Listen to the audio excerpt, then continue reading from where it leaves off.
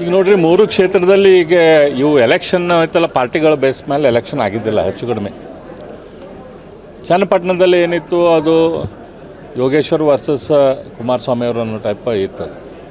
ಅಲ್ಲಿ 2 ಸರ್ತಿ ಅವ್ರು ಯೋಗೇಶ್ವರರು ಸೋತಿದ್ದಕ್ಕೆ ಒಂದು ರೀತಿ ಸಿಂಪತಿ ಇತ್ತು. ಮತ್ತು ಕಾಂಗ್ರೆಸ್ ಪಾರ್ಟಿಗೆ ಅಲ್ಲಿ ಕ್ಯಾಂಡಿಡೇಟ್ ಇದ್ದಿದ್ದಿಲ್ಲ.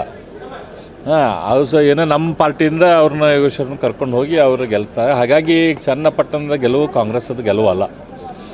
ಅದು ಕಾಂಗ್ರೆಸ್ಸದ ಗೆಲುವು ಅಲ್ಲೇ ಅಲ್ಲ. ಬಿಜೆಪಿಗೆ ಟಿಕೆಟ್ ಕೇಳಿದ್ರಿ ಸರ್, ಅವಾಗ ಕೊಟ್ಟಿದ್ರೆ ಬಿಜೆಪಿ ಕ್ಯಾಂಡಿಡೇಟ್ ಅದು ಈಗ ಡಿಸ್ಕಷನ್ಗೆ ಹೋಗೋದು ಬೇಡ. ಅದು ಅವಾಗ ಐತಲ್ಲ, ಏನಾಗ್ತಿತ್ತು, ಒನ್ ಸೈಡ್ ಪೂರ್ತಿ ಇನ್ನೂ ಆಗ್ಬಿಡ್ತಿತ್ತು ನನಗನ್ಸಿದ ಮಟ್ಟಿಗೆ. ಯಾಕಂದ್ರೆ ಕಾಂಗ್ರೆಸ್ದವ್ರಿಗೆ ಕ್ಯಾಂಡಿಡೇಟೇ ಇದ್ದಿದ್ದಿಲ್ಲ. ಬಿ ಜೆ ಪಿಯಿಂದ ಯೋಗೇಶ್ವರರು ನಿಂತಿದ್ರೆ ಅದು 100% ದೊಡ್ಡ ಪ್ರಮಾಣದ, ಈಗೇನು ಲೀಡ್ ಐತಲ್ಲ ಅದಕ್ಕಿಂತ ದೊಡ್ಡ ಪ್ರಮಾಣದಾಗ ಯೋಗೇಶ್ವರರು ಗೆಲ್ತಿದ್ರು. ಅದ್ರಾಗ ಏನು ಸಂಶಯ ಇಲ್ಲ. ಹಾಗಾಗಿ ಇವತ್ತು ಚನ್ನಪಟ್ಟಣದ ಗೆಲುವು ಸರ್ಟನ್ಲಿ ಕಾಂಗ್ರೆಸ್ಸಿನ ಗೆಲುವು ಅಲ್ಲ ಅದು. ಆಮೇಲೆ ಸೊಂಡೂರದಲ್ಲಿ ಹಿಂದೆಲ್ಲಕ್ಕಿಂತನೂ ನಮ್ಮ ಪಾರ್ಟಿ ಪರ್ಫಾರ್ಮೆನ್ಸ್ ಭಾಳ ಇಂಪ್ರೂವ್ಮೆಂಟ್ ಆಗೈತೆ. ಅದನ್ನು ಕಾಂಗ್ರೆಸ್ ಸರ್ಕಾರ ಇವತ್ತು ಆಡಳಿತದಲ್ಲಿ ಇದ್ದರೂ ಕೂಡ ಅವರು ಒಂದೊಂದು ಒಟ್ಟಿಗೆ ನಾವು ಕೇಳಿದ ಮಟ್ಟಿಗೆ 2,500 ರೂಪಾಯಿನ ಅಲ್ಲಿ ಇದ್ರಾಗ ಕೊಟ್ರಂತ ಸೊಂಡೂರಾಗ. ಅಷ್ಟು ರೊಕ್ಕ ಕೊಟ್ಟರು ಕೂಡ ಅವ್ರದ್ದು ಲೀಡ್ ಏನೈತಿ ಭಾಳ ಅಂದ್ರೆ ಭಾಳ ಕಡಿಮೆ ಆಗೈತೆ. ಹಾಗಾಗಿ ಅವರು ಆತ್ಮವಿಮರ್ಶನೆ ಮಾಡ್ಕೋಬೇಕು.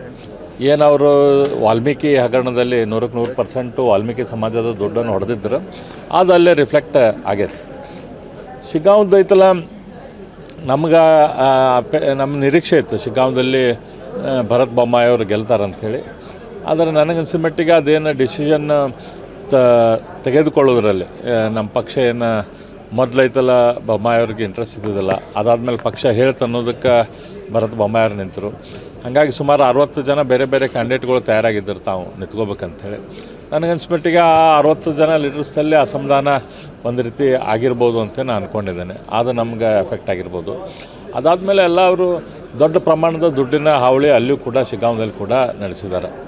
ಆದರೆ ನನಗೆ ಭರವಸೆ ಐತಿ, ಇದೇನು ಎಲೆಕ್ಷನ್ದು ಇದೇನು ಟ್ರೆಂಡ್ ರಿಸಲ್ಟ್ ಐತಲ್ಲ, ಇದು ಯಾವುದೇ ರೀತಿಯಿಂದ ರಾಜ್ಯ ಸರ್ಕಾರಕ್ಕೆ ಕೊಟ್ಟಂಥ ಇದು ಅಲ್ಲ, ಇದು ಸರ್ಟಿಫಿಕೇಟ್ ಏನಲ್ಲ. ಯಾಕಂದ್ರೆ ಇವತ್ತು ಯಾರು ಅವ್ರು ಕಾಂಗ್ರೆಸ್ಸಿಗೆ ಓಟ್ ಹಾಕ್ಯಾರ ಅವ್ರಿಗೂ ಕೂಡ ಇವ್ರು ವಕ್ಫದಲ್ಲಿ ಏನು ಗದ್ದಲ ಮಾಡತ್ತಾರ, ಇದನ್ನು ವಕ್ಫದ ಗಲಾಟೆ ಆಗಬಾರ್ದು ಅನ್ನೋಂಥದ್ದು ಅನಿಸಿಕೆ ಐತಿ.